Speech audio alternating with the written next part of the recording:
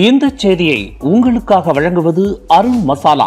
1983 ஆண்டிலிருந்து தரத்துடன் தன்மை மாறாத அறுசுவை சமையலுக்கான அருண் மசாலா.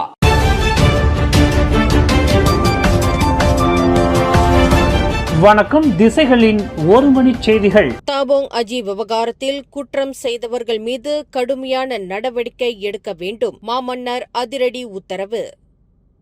தாபோங் அஜி முறைகேடு விவகாரம் தொடர்பில் அரச விசாரணை ஆணையமான RCI வெளியிட்டுள்ள அறிக்கையில் இடம்பெற்றுள்ளவைகளை அதிகாரிகள் முழுமையான விசாரணை நடத்த வேண்டும் என மாட்சிமை தங்கிய மாமன்னர் சுல்தான் இப்ராஹிம் வலியுறுத்தியுள்ளார். RCI விசாரணையில் கண்டறியப்பட்டவை குறித்து பிரதமர் டத்தோஸ்ரீ அன்வார் இப்ராஹிம் மாமன்னருக்கு விளக்கம் அளித்ததை அடுத்து சம்பந்தப்பட்ட விவகாரங்களில் உண்மையில் குற்றம் செய்தவர்கள் யாராக இருந்தாலும் அவர்களை பொறுப்பேற்க செய்து உரிய நடவடிக்கை எடுக்க வேண்டும் என்றும் மாமன்னர் உத்தரவிட்டுள்ளார். குறிப்பாக இதுபோன்ற பிரச்சினைகள் மீண்டும் நடக்காமல் தடுக்க தேவையான நடவடிக்கைகள் எடுக்கப்பட வேண்டும் என்று மாமன்னர் வலியுறுத்தியதாக தெரிவிக்கப்பட்டுள்ளது. இதனிடையே மலேசிய ஊழல் தடுப்பு ஆணையம் சார்பில் தாபோங் அஜி RCI அறிக்கையை ஆய்வு செய்வதற்காக சிறப்பு விசாரணை குழு அமைக்கப்பட்டுள்ளது. இந்த விசாரணைக்கு உதவும் வகையில் பலர் கைது செய்யப்பட்டுள்ளனர். அதேபோல் RCI அறிக்கையில் வெளிச்சத்துக்கு வந்ததாக கூறப்படும் வர்த்தக குற்றச்சாட்டுகள் தொடர்பாக புக்கிட் அமான் தனியாக 5 விசாரணை ஆவணங்களை திறந்து சம்பந்தப்பட்டவர்களிடம் விசாரணை மேற்கொண்டு வருவது குறிப்பிடத்தக்கது.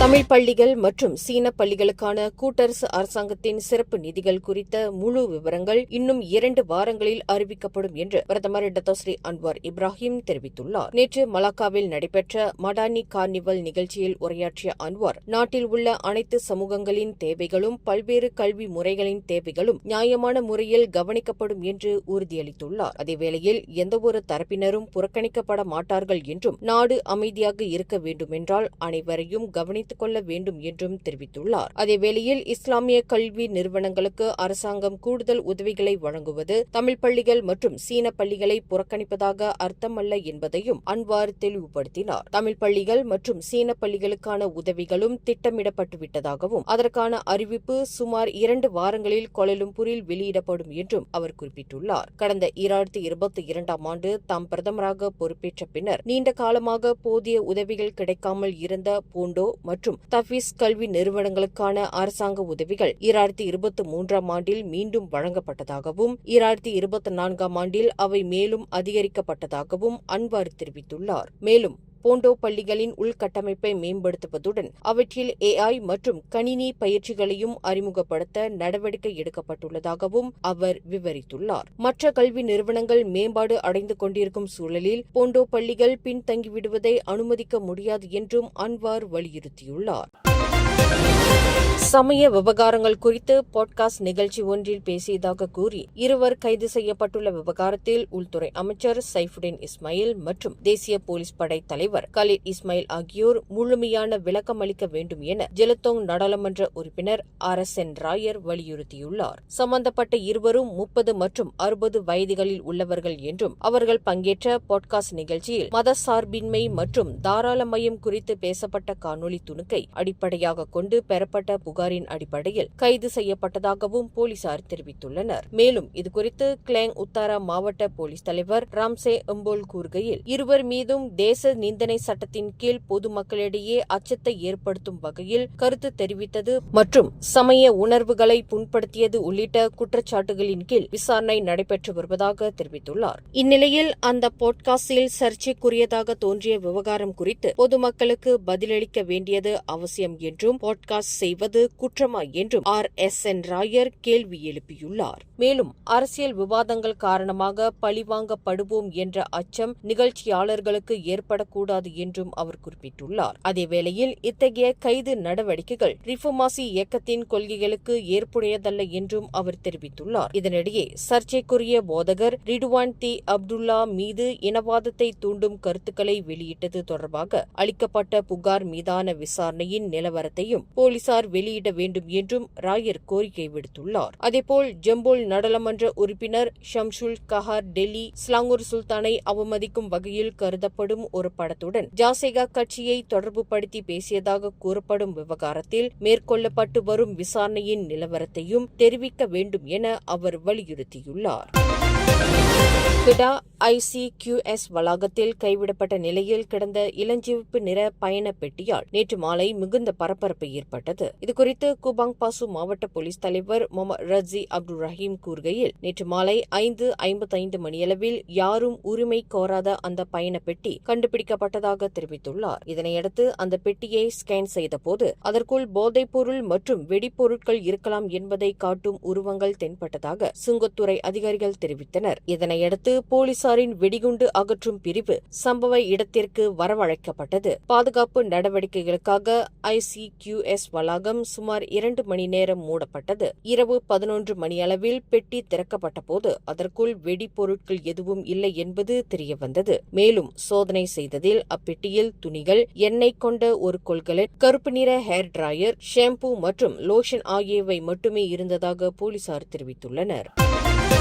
கிடா அலோஸ்தார் தாமான் அமீரா திலாகு பாத்தா பகுதியில் நேற்று கடத்தப்பட்ட இருவரை மீட்கும் நடவடிக்கையின் போது போலீசாருக்கும் சந்தேக நபர்களுக்கும் இடையே துப்பாக்கி சண்டை ஏற்பட்டது. நேற்று வெள்ளிக்கிழமை இரவு 8:40 மணியளவில் நடந்த இந்த சம்பவத்தில் வெளிநாட்டினர் என நம்பப்படும் 2 சந்தேக நபர்கள் சுட்டுக் கொல்லப்பட்டனர். இதுகுறித்து புகிட்டாமான் குற்ற புலனாய்வுத்துறை இயக்குநர் டத்தோ M. குமார் வெளியிட்டுள்ள அறிக்கையில், போலீசாரை நோக்கி சந்தேக நபர்கள் துப்பாக்கியால் சுட்டதால் தற்காப்புக்காக போலீசார் பதில் துப்பாக்கி சூடு நடத்தியதாக தெரிவித்துள்ளார். இதனையடுத்து சம்பவ இடத்தில் பெரேடா துப்பாக்கி, ரிவால்வர் மற்றும் நீளமான கத்தி கைப்பற்றப்பட்டதாகவும் அவர் குறிப்பிட்டுள்ளார். இதனிடையே கடத்தி வைக்கப்பட்டிருந்த 70 வயதுடைய வெளிநாட்டு ஆண் மற்றும் 30 வயதுடைய வெளிநாட்டு பெண் ஆகிய இருவரும் கண்கள் கட்டப்பட்டு கைகளில் விலங்கிடப்பட்ட நிலையில் மீட்கப்பட்டனர். இச்சம்பவத்தை தொடர்ந்து கிடா, பினாங் மற்றும் கோலாலம்பூர் பகுதிகளில் போலீசார் நடத்திய சோதனைகளில் உள்ளூர் ஆடவர் உட்பட மேலும் 6 பேர் கைது செய்யப்பட்டு விசாரணை செய்யப்பட்டு வருகின்றனர். எதிர்வரும் மலாக்கா மாநில தேர்தலில் டத்தோ ஸ்ரீ ரஃபிசி ரம்லி தலைமையிலான பிர்சாமா கட்சியின் சார்பில் போட்டியிடும் வேட்பாளர்களின் பட்டியலானது வரும் ஆகஸ்ட் 15ஆம் தேதி வெளியிடப்படவுள்ளது. வேட்பாளர்களின் பட்டியலானது ஏற்கனவே இறுதி செய்யப்பட்டுவிட்டதாக நேற்று யங் பர்ஹந்தி மந்திரி என்ற பாட்காஸ்ட் நிகழ்ச்சியில் பேசிய ரஃபிசி தெரிவித்துள்ளார். இந்நிலையில் மலாக்கா மாநில தேர்தலானது அதிகபட்சமாக 2027ஆம் ஆண்டு பிப்ரவரி மாத இறுதிக்குள் நடைபெற வேண்டும். எனினும் அண்மையில் மலாக்கா மாநில முதலமைச்சர் அப்துல் ரவுஃப் யூசோ வெளியிட்ட தகவலில் தேர்தலானது வரும் செப்டம்பர் மாதத்திலேயே நடைபெற வாய்ப்புள்ளதாக அறிவித்திருந்தார். இதன் காரணமாக பிர்சாமா கட்சியானது தமது வேட்பாளர்களை இப்போதே தயார்படுத்தியுள்ளது. இதற்கிடையில் நடந்து முடிந்த ஜோஹர் மாநில தேர்தலில் பிர்சாமா சார்பில் போட்டியிட்ட 15 வேட்பாளர்களும் படு தோல்வியடைந்ததுடன் அனைவரும் தங்களது டெபாசிட்டையும் இழந்தனர் என்பது குறிப்பிடத்தக்கது. சரவா மாநிலத்தின் பல பகுதிகளில் புகைமூட்டம் மோசமடைந்து 5 மாவட்டங்களில் காற்றுத்தர குறியீடான API ஆரோக்கியத்திற்கு கேடு விளைவிக்கும் அளவை எட்டியுள்ளது. இந்தோனேசியாவின் கலிமந்தான் பகுதியில் ஏற்பட்டுள்ள காட்டுத்தீயால் இந்த நிலை ஏற்பட்டுள்ளதாக சுற்றுச்சூழல் துறை தெரிவித்துள்ளது. இன்று காலை 8 மணி நிலவரப்படி சிரியான் மாவட்டத்தில் அதிகபட்சமாக API 171 பதிவாகியுள்ளது. அதனைத் தொடர்ந்து குச்செங் 154, சமரஹான் 154, சிரியாமான் 139, பிந்துலு 124 என பதிவாகியுள்ளன. இந்நிலையில் API ஆனது 101 முதல் 200 வரை ஆரோக்கியமற்ற நிலை என வகைப்படுத்தப்படுகின்றது. மேலும் சிங்கப்பூரை தளமாக கொண்ட ஆசியான் சிறப்பு வானிலை ஆய்வு மையம் வெளியிட்டுள்ள தரவுகளின்படி தற்போது கலிமந்தான் பகுதியில் 643 காட்டுத்தீ பகுதிகள் கண்டறியப்பட்டுள்ளன. இதனால் சரவா உள்ளிட்ட பகுதிகளில் புகைமூட்டம் அதிகரித்துள்ளது. இந்த செய்தியை உங்களுக்காக வழங்கியது அருண் மசாலா. 1983ஆம் ஆண்டிலிருந்து தரத்துடன் தன்மை மாறாத அறுசுவை சமையலுக்கு அருண் மசாலா. மேலும் செய்திகளை தெரிந்து கொள்ள கீழே இருக்கும் பெல் பட்டனை அழுத்துங்கள். உங்கள் மகிழ்ச்சியை வெளிப்படுத்த லைக் மற்றும் ஷேர் செய்யுங்கள். தொடர்ந்து திசைகளோடு இணைந்திருக்க சப்ஸ்கிரைப் செய்யுங்கள்.